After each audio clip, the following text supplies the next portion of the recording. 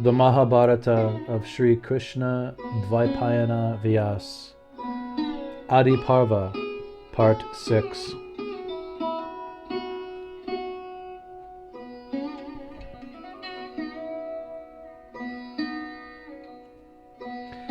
After the births of Ambika's blind son Dhritarashtra, and Balika's pale son Pandu, and Ambika's maidservant's son, the intelligent Vidura, the Kuru kingdom remained under Bhishma's rule, and because it was so peaceful and prosperous, it appeared as if Satya Yuga, the golden age, had set in. Actually, the people were so contented under Bhishma's rule that citizens of other kingdoms used to give up their homes and come to Hastinapur to live under his protection. Bhishma personally raised Vyasadev's 3 sons as if they were his very own, and because of his careful attention, they all grew up to be very well educated in all fields of knowledge, including the science of morality. Pandu excelled in archery. Dhritarashtra was distinguished for his great personal strength, and Vidura became very highly qualified in terms of virtue and wisdom.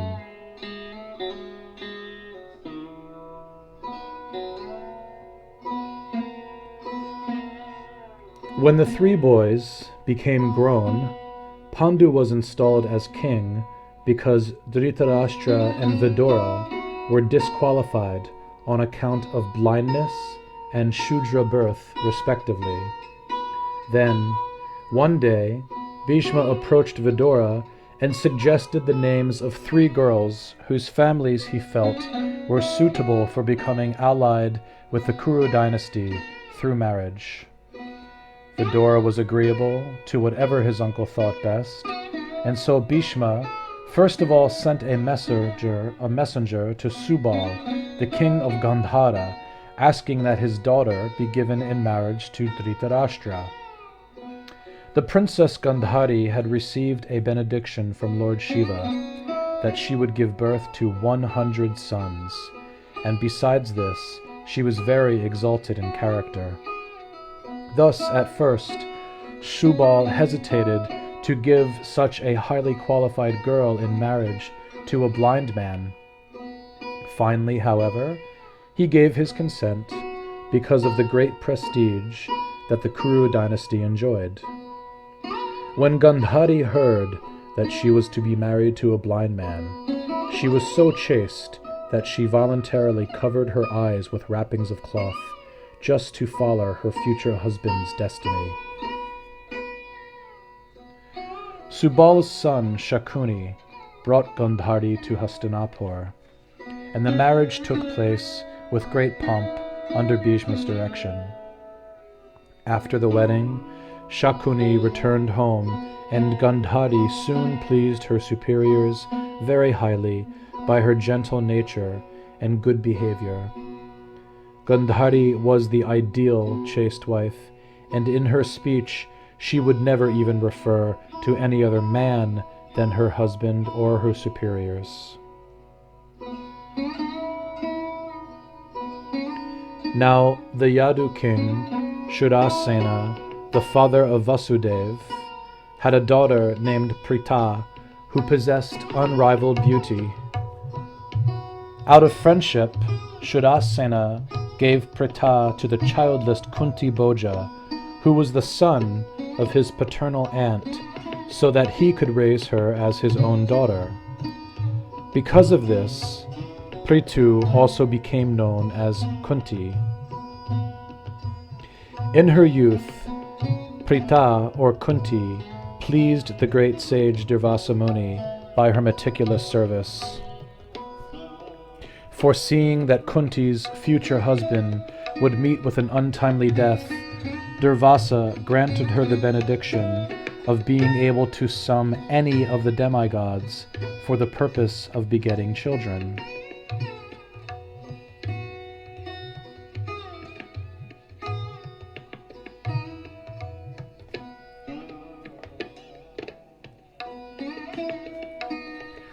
Although Kunti was exquisitely beautiful and possessed all good qualities, it so happened that when she reached marriageable age, no king came forward to ask for her hand in marriage.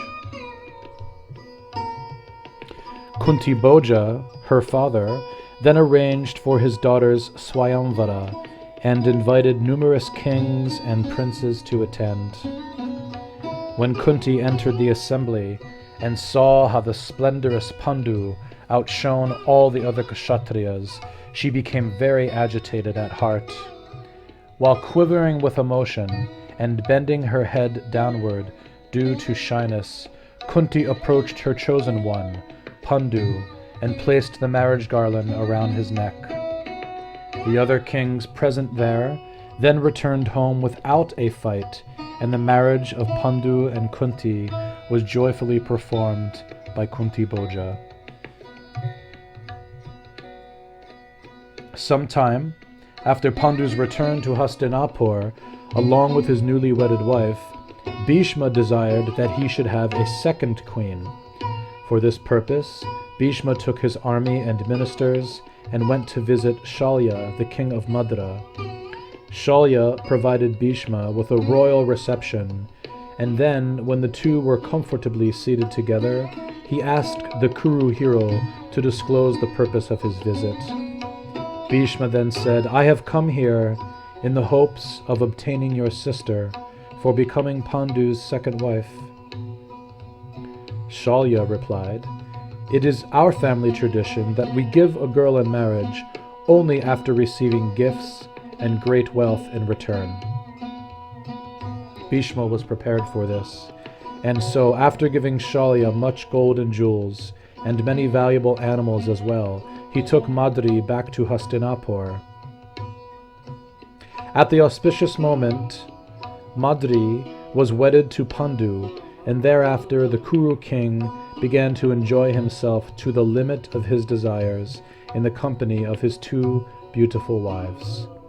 Then, just 30 days after marrying Madri, Pandu left Hastinapur along with his army to conquer over all directions.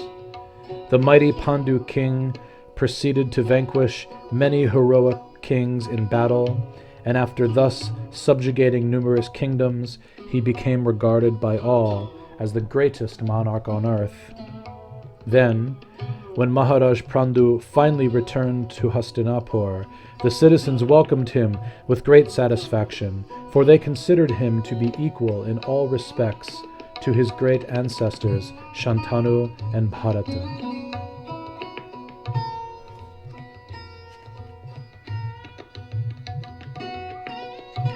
Under the instruction of Dhritarashtra, Pandu offered the immense wealth that he had collected during his conquest to Bhishma, his two mothers, his grandmother Satyavati, and Vidura.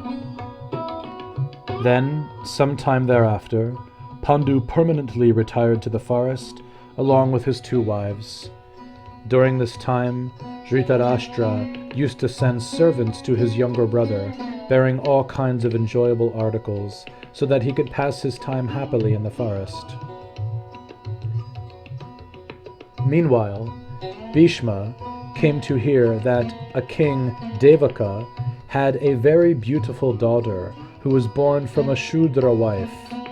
He then arranged for this girl to be brought to Hastinapur for the purpose of becoming Vidura's wife. Thus, Vidura was also maintained in royal style, and through his wife he begot many children. One day, during this period, Vyasadeva happened to come as a visitor to Gandhari's house.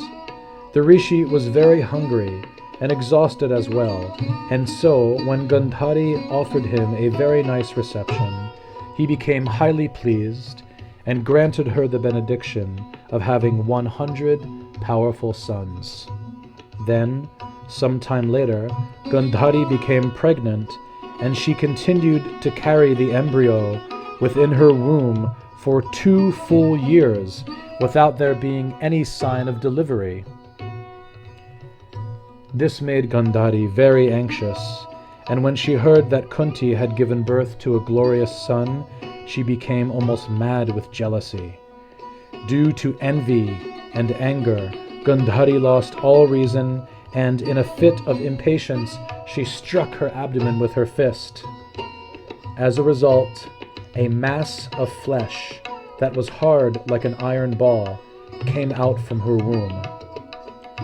Then, as Gandhari was about to throw the fleshy ball away in disgust, Vyasadeva suddenly appeared to her and said, "My dear daughter-in-law, what is it that you have done?"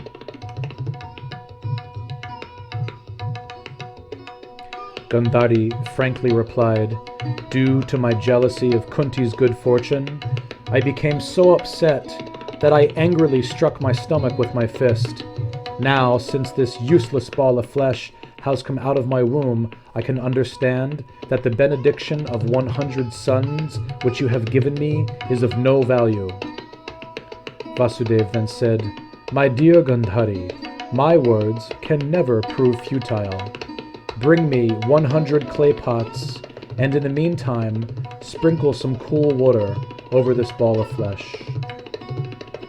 Miraculously, as soon as Gandhari began to sprinkle water as directed by Vyasadeva, the ball of flesh gradually began dividing itself into 100 parts, each the size of a thumb.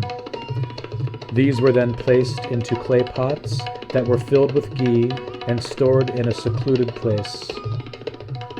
Finally, Vyasadeva instructed Gandhari to remove the coverings from the pots after 2 more full years had passed. Then Vyasadeva departed for the Himalayas. Thus it came to be that after 2 years had elapsed, Duryodhana was born from one of the fleshy pots, and the news was quickly conveyed to Bhishma and Vidura.